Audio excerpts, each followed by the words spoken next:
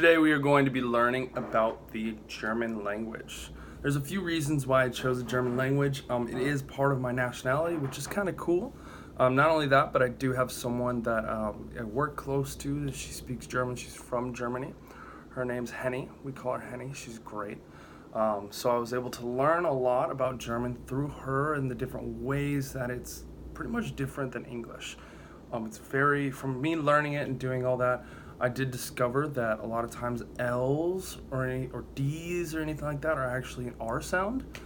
And so I will probably butcher a lot of that whenever I do try to speak it, and I've been trying to practice it a lot. I'm not sure if I can do that. So we'll go ahead and just start off with the different questions and me answering it in German. So the first question is, what is your name? My name is Garrett. Mi Name ist Garrett. Mi Name ist Garrett. So that's a pretty easy one. Mi Name ist Garrett. The next one is, where are you from and where do you live now? So what I would say to that is, I'm from Arizona and I live in San Diego. Ich komme aus Arizona und lebe in San Diego. Next one is, how many brothers and sisters do you have? I would just say, I have one brother. Ich habe ein Paar. Ich habe ein Paar. Next question is, what is your major and what do you hope to do after you graduate? My major is communication and I hope to be a teacher. Estudará communication es mista ligra viera. The last question is, what is your favorite thing about linguistics? I said my favorite thing about linguistics is phonetics. Ich Marcos die Lautschrift studieren. Ich Marcos die Lautschrift studieren. So those are the 5 different sentences that I learned during my time. Like I said, during my time I did learn a few things about, the R's, especially when it's in brother. It's para. It's not para. Pada. It's para. And so there's different things like that that were really tripping me up whenever I was learning the language with Henny. Now, a little bit about the languages and the origins of the German language. So the German language is more of a free folk type of language. When it was created as the people.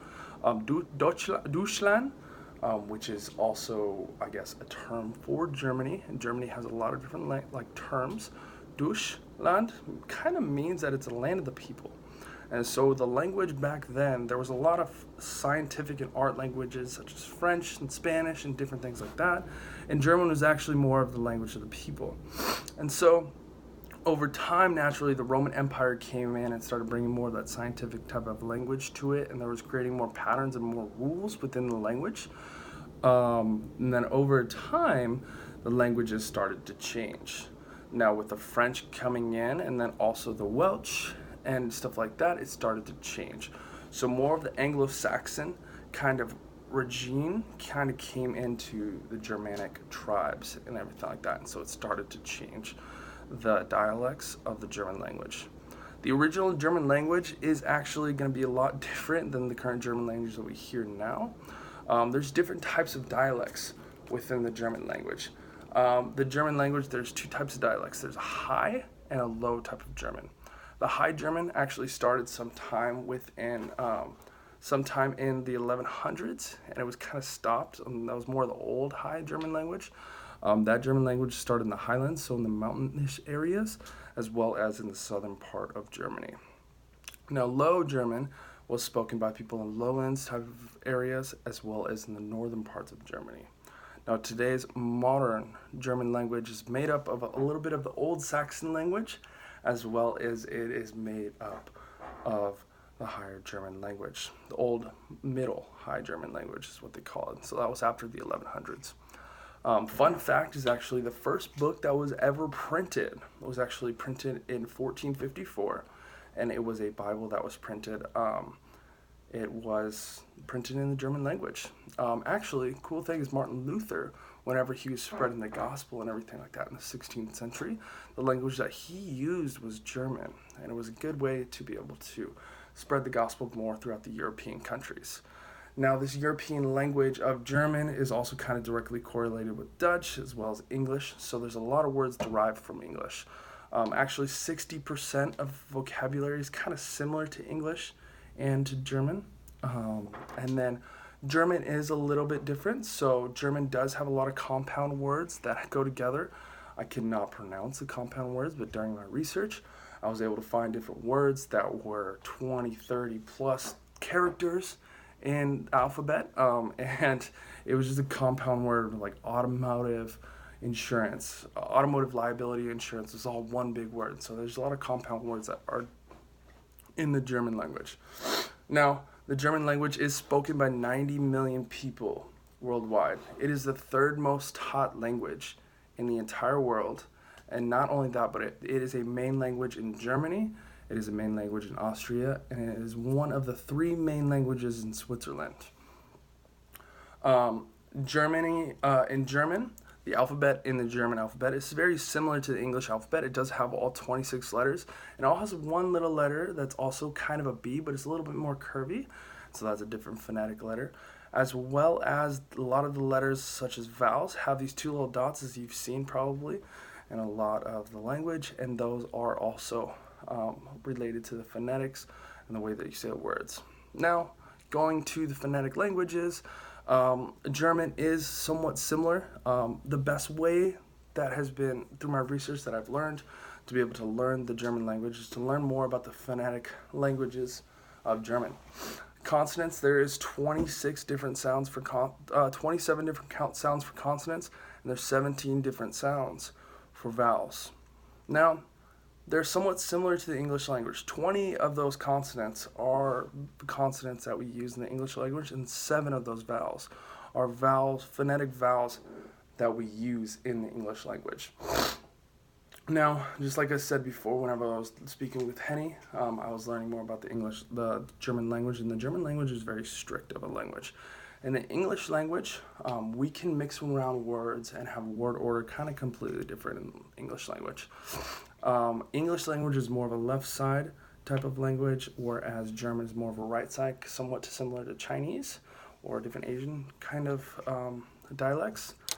But when it comes to syntax and word order, simply the English language can go something like, we are driving to San Diego today. And in the German language, whenever you would say it in German, you would say something like, we driving today San Diego. And so that's what you would say. So essentially the first subject is similar to English, where it is the first thing. The verb is the second thing, and then the third portion of the sentences are different in German. So in German, in English, the third portion of the sentences, you'll have a meaning, and then you will have the place, and then you'll have the time. Whereas in German, you pretty much take the time and you switch it over in front of the meaning and in front of the place that you're going to have it at. And so that's a little bit different of the word order of the German language. Now, when it comes to writing the German language is written pretty similar to English. It is a language that is kind of somewhat easy to transfer and to learn whenever you are learning the English language. Also, some other fun facts about the German language is that the German language is comprised of 3 different masculinities. So as you see in like Spanish, there is feminine and masculine. There's feminine, masculine, and neutral types of translation in the German language. Whenever with those compound words, like I mentioned before, it makes the semantics of the German language very complicated and confusing. So as we use plurals and singular forms, there's a lot of compound forms that make it a little bit more complicated to learn the German language. Now, I'm glad that I learned this German language a little bit. Just kind of thoughts on it. It would be a very hard language to understand. Whenever I was talking to Henny, and she was telling me how to say certain words, there was many times where I could just simply figure out what it was. For example, my name is, mi Name est Gerrit. That was very easy to understand. But when it came to certain other things, like es mista ligra viran, which is I want to be a teacher. That is a lot harder. So, if I do go forward and learn more about the German language, I'll have to understand more of the R's and kind of that phonetic sound that we are similar and used to in the English language, as well as learning some other of those consonants that are missing, as well as the 10 vowel phonetic language portions that are missing as well.